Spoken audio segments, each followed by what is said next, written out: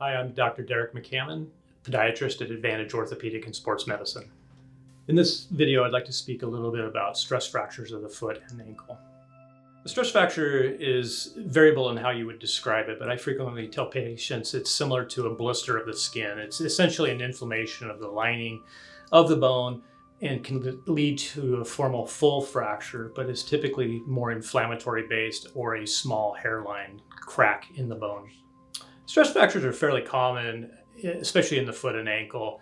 The metatarsal bones in particular are very susceptible to stress fractures because of the weight-bearing load, especially if we are running, jumping on them.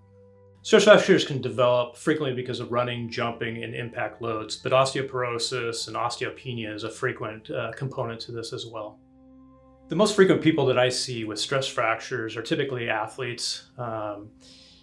Elderly patients with severe osteoporosis can also develop stress fractures, especially of the fibula bone, just on the outer aspect of the ankle.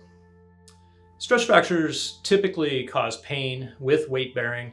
They typically will also create some swelling. Frequently, people will have a bruising discoloration, and with continued activity, demands, and loads on the foot and the ankle, the pain typically will worsen with time instead of getting better. Stress fractures can be diagnosed sometimes by basic physical exam of the patient, but frequently by x-ray.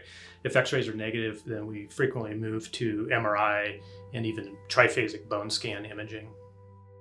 The typical treatments for stress fractures mainly is decreasing the activities, but also frequently placing into a surgical shoe or a fracture boot to immobilize the area.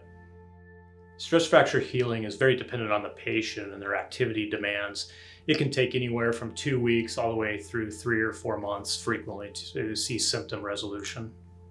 At the time of symptom resolution, we would hope that they can slowly reintroduce their activities of choice.